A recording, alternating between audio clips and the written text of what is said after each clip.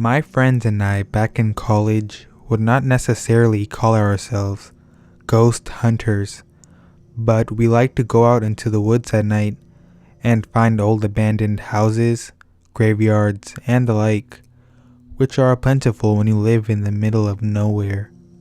A common place for us to go was a park, which is very far into the woods and had an old covered bridge that was supposedly haunted. As an explanation as to why this bridge seems so scary, there is a light at the end of the bridge and the shadows of the trees form what looks like a figure. When you sit in the middle of the bridge, the wind makes the figure look like it is moving toward you. To the unsuspecting visitor, this can be a frightening experience, so we like to take our friends here to freak them out. To set the scene, it was late summer on a Wednesday night, probably around 2 a.m. We were all on summer break and had nothing going on, so we decided to take a couple people down to the bridge to give them a good scare. This area is not easy to get to. There are a lot of steep hills and rocky roads. It is very secluded, so as expected, there were no other cars on the road. We got down to the bridge as we had so many other times before. It was tough to see the light at the end, but there were definitely plenty of shadows around, so the scare factor was still pretty high. So as you are supposed to, we parked our car in the middle of the covered bridge and turned our lights off as well as our engine. Immediately, the people we brought with us saw the quote-unquote shadow figure approaching our car. We obviously tried to play it up and act like we saw it coming toward us as well to continue to scare them. But something was all wrong this time. The figure seemed a lot more lifelike, not like a tree swaying in the wind. It didn't feel like an illusion at all. I looked over at my friends and could tell they noticed something was different this time too. It was at that point that I noticed that we were no longer looking at the same shadow figure at the end of the bridge. This one had actually moved directly in front of our car. In a panic, I turned on the headlights because it was becoming a bit too real. Once the lights came on, the figure did not disappear and it did not stop inching toward our car.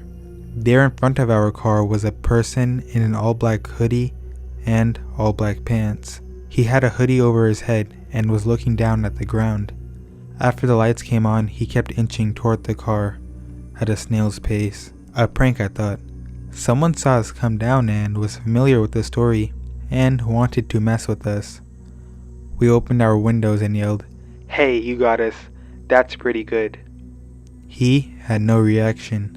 Thinking he was just trying to stay in character, we laughed it off and backed out of the bridge and started heading back up the hill. There was a parking lot up at the top of the hill, still pretty deep into the woods. Maybe a minute or two drive from the bridge. We decided to head up that way to gather our thoughts and sort of process everything that had just happened, since adrenaline was still running pretty high. We got to the parking lot, which is normally about a quarter full on a busy weekend during midday with hikers, as it is a pretty popular hiking spot in the area, but 2 a.m. on a Wednesday should have this lot totally empty. Upon pulling in, every spot was full.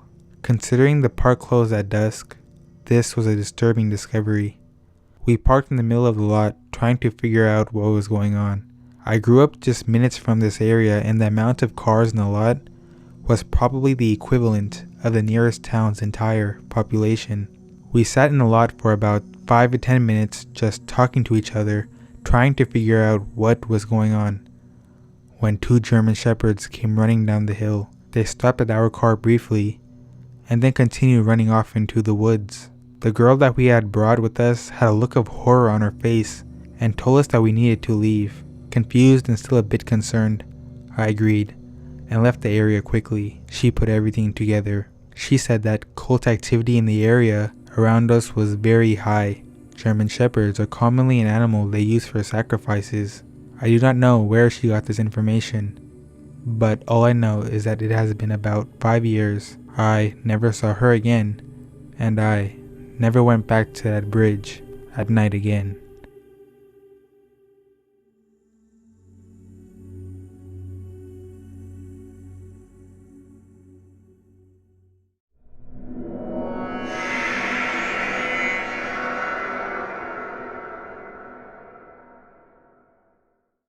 This happened 2 nights ago, so I'm still replaying it over and over in my head. I thought this would be a good place to share. I'm a pretty predictable person with a predictable schedule, so I'm not sure if this was a random occurrence or if someone knew my nightly routine. I'm a 35-year-old woman. My husband Rob gets up for work hours before me, so he goes to bed before I do. I usually get to bed a few hours after he does, around the same time, every night. I turn off the lights and TV in the living room and take my dog to the back door to let her out. She's tiny, old, and poses zero threat to anyone. The door leads to a large deck outside. Off to the right of the deck is a few steps down and a small path to the gate, which we always keep chained and locked. Every single night before opening the door, I peek out of the window right next to it, without disturbing the blinds, and flip on the deck light. I never expect anyone to be there, and we've never had a problem with anyone trespassing or trying to break in. It's just something I do every night, kinda like peeking behind the shower curtain before I pee. I know no one is back there, but if I don't check, then that's going to be the one time that there actually is someone hiding there, you know? Hey, I watch a ton of horror movies, and it's pitch black outside at night where I live. So a few nights ago, I got ready for bed, went to the back door with my dog slowly following behind me, and peeked out the window. I flipped on the light. My heart jumped into my throat when I saw a skinny, dirty guy in his 30s or 40s standing off to the side of the door, facing it. I see him raise his arm up and hold a screwdriver above his head as soon as the light went on, preparing for someone to open the door. I screamed, "Rob, get up, get the gun," as loud as I could, which startled the guy, and he jumped over the rail of the deck and ran. My husband ran out of our bedroom with his gun. He called the police and they showed up within 5 minutes. They drove around trying to find the guy, but no luck. The guy broke the lock on our gate to get in. He also pried open the back screen door, which we always keep locked as well. If I would have opened the door without looking out first, I might be dead. I don't know if I caught the guy trying to break in or if he was waiting for me to open the door, like I do every night. Either way, it was fucking terrifying. My parents are buying us outdoor security cameras this week as an early birthday present for Rob.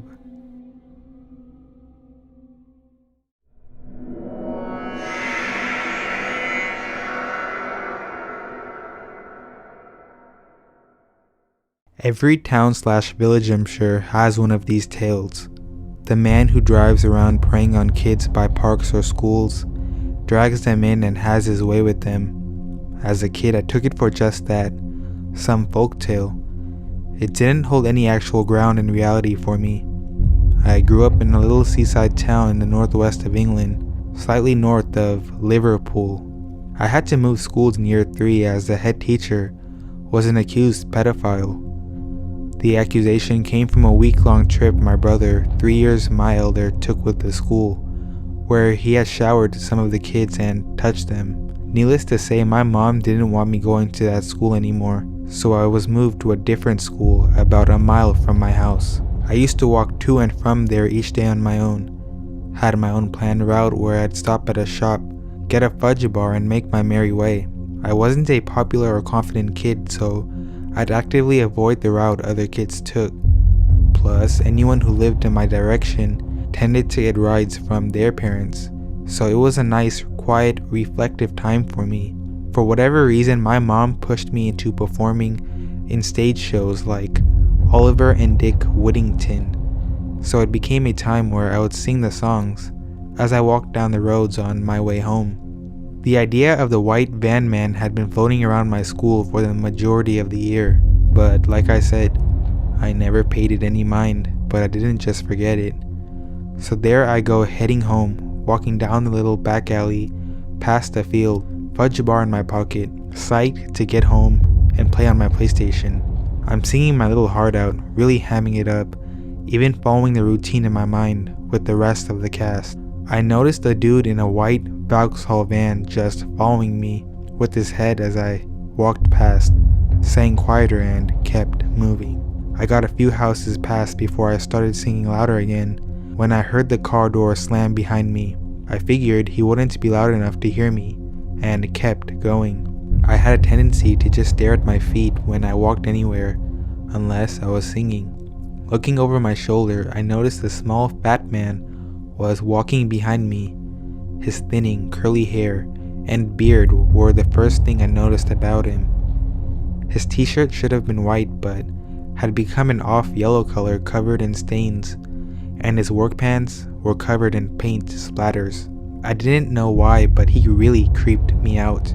I had no idea how he got so close, so fast. "You've got a good voice, haven't you?" he groaned out. I was caught off guard. My heart began to race. I put my head down and picked up the pace, and thought it's a good idea to cross the road. There was a turn coming up that was a deviation from my normal path, but still took me home. I told myself to just round the corner. I get across the road, look behind me again, and he is crossing the road behind me.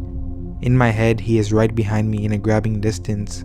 I couldn't take it. My brain felt like it was swelling, and all I could picture was this guy getting me and torturing me. There was a little baby boy named Jamie Bulger who was taken from his mother, tortured and killed by two older boys when I was just a baby, not too far from where I lived. My mom kinda used it as a cautionary tale, so I just related it to that. Though I was aware of rape and other brutalities, that's where my mind went as he followed me. Looking back on what happened later, the guy was definitely more on that end of the spectrum. I decided to put my fear to the test once I got around the corner and crossed the road again to see if he followed. He was maybe 4 houses away from where I was, but he crossed the moment after I did. That was it.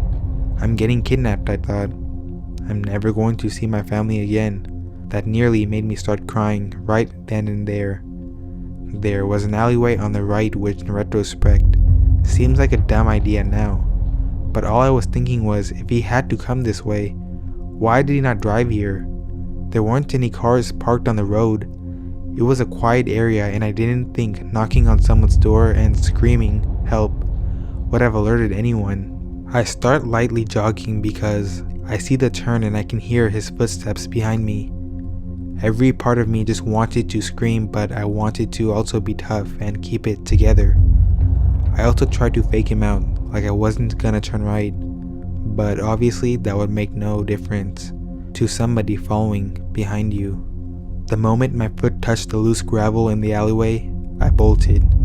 I started sprinting as fast as I could.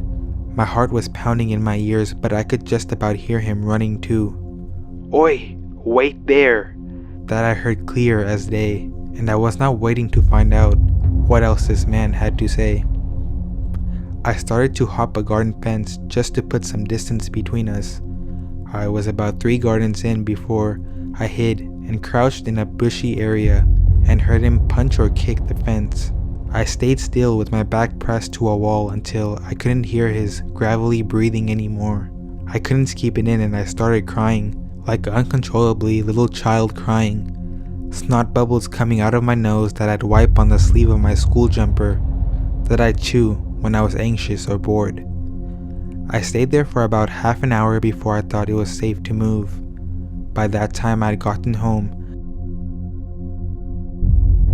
Once again the snot and tears fused as I burst out crying. I explained everything in between sobs and my mom's face was completely white and then flashed over with anger, then helplessness. After that, my mom got my oldest brother by 10 years to walk me to and from school for the rest of the year. I never saw that van again. Flash forward about 5 years ago to high school. There's this angry kid called Stu that everybody seemed to like. I thought he was a bit odd, but all my friends got along with him. We used to go to his house after school cause he had a PlayStation 2, and we'd play Time Splitters. He lived out by the farms outside of town. His house was really big and loads of room to play. He was very well off and it showed in his attitude. One day about 4 of us are around there and Stu is bullying his little sister.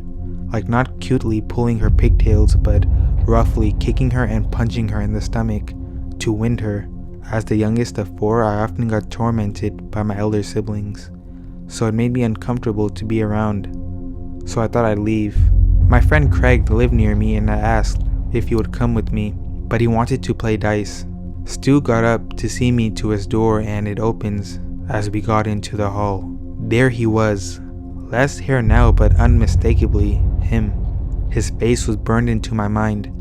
I completely froze, unsure of what to say, and just stared at Stu. His dad was a white van man and I couldn't believe it. The same teary adrenaline filled me. His dad walked past us and slapped Stu in the head playfully, but hard enough to make a sound. I then instantly attributed that's why he's such an angry person. I didn't say a word. I just walked out of the front door, saw he had a white van he used for his work, and headed straight home and sat in my room without coming down all night. I never went back to his house ever again. I couldn't say anything. Who would believe this? I'm just some shithead kid from the poor estates in town. I kept it to myself then just distanced myself from Stu for the rest of school. We were never that close in the first place. A few years later, I had stopped hanging around with most of those guys. But before I went to college, it came out that he was caught by his wife or one of her friends trying to get 2 young schoolgirls on their way home from school in the next village over. All I could feel was that I had dodged a bullet. It still haunts me. Let's never meet again. So in short, I was chased by a pedophile and found out years later it was a friend's dad.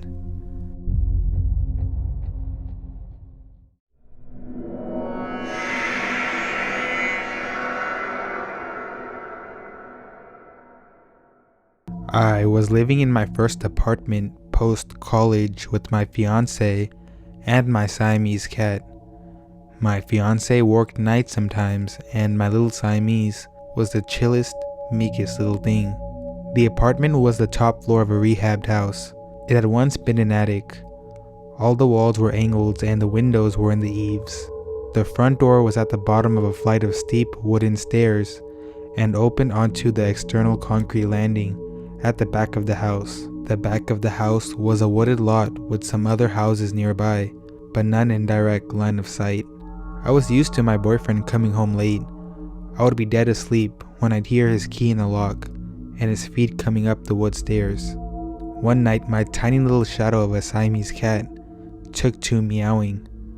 I could hear her sitting at the bottom of the stairs where the door opened, meowing every few seconds in a soft, questioning, but very, very insistent way. Silence, meow, silence, meow.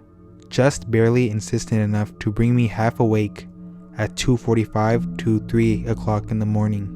I was lying there wondering what the fuck. I couldn't even form coherent thoughts, just vaguely registering the meowing in the completely dark house in a stupor sleep state. Then I heard it. The doorknob at the foot of the stairs was turning gently. Someone was outside on the back stoop, in the dark, unobservable from the street, gently twisting the knob, this way, then that, click, click, this way, then that. I could barely hear them doing it. I wasn't 100% sure I was hearing it correctly. Then they tried again, twisting softly, pushing gently, pump, pump as the door barely moved in the jam, then twisting the knob, this way and that again. Click, click. I shot up 150% wide awake. I sat up in bed, gently put my feet on the floor, and my cat raced up the stairs and sat down and looked at me. Like, finally, Human, come on, do something. She was completely silent after that. I stepped quietly onto the floor and called my boyfriend to ask if he was trying to get in the back door and if he had lost his keys. He said no, he wasn't even in the same state. He was overnight delivery driving. He said hang up, call 911 immediately, get the handgun, turn on every light in the house, but stay away from the windows, and to call him right back and remain on the phone with him until the cops arrived. I immediately acted. The door rattling stopped and the cops came. They kind of beat the bushes in a circle around the house, said it was probably just a homeless person trying to get in from the cold. When both our downstairs neighbors and my fiance were away, maybe, but still. It's not like it would take days of sleepless loathing to connect one car to me, the other cars to the others, and deduce there was a woman there alone. They said they would increase the patrols on the street for the night. My fiance raced home an hour and a half early from his night delivery run, and also circled the house, yard and lot on foot. Marine reconnaissance boyfriends are pretty awesome. Until that night, I had never known my sweet little Siamese was actually a guard cat in disguise. I'd heard stories of cats waking their family up in fires or carbon monoxide situations, but figured those were already aggressive, extroverted, attention-seeking type cats. My meek little scaredy cat would disappear when people came over and was like a little unseen shadow, but she threw down that night in her own way. Then she went back to being an unassuming cat, but I knew if she hadn't deliberately woken me up, I wouldn't have heard it. Even my fiance, who wasn't a cat person, was impressed. It never happened again, but ever since then, I cannot stand to live on ground floor apartments. I require second or third floor, like that one was, because I knew until the cops arrived, there was one way into that place, and I was standing at the head of those stairs, armed, creepy door rattler, trying to get into a house a woman was in alone. Let's not ever meet again.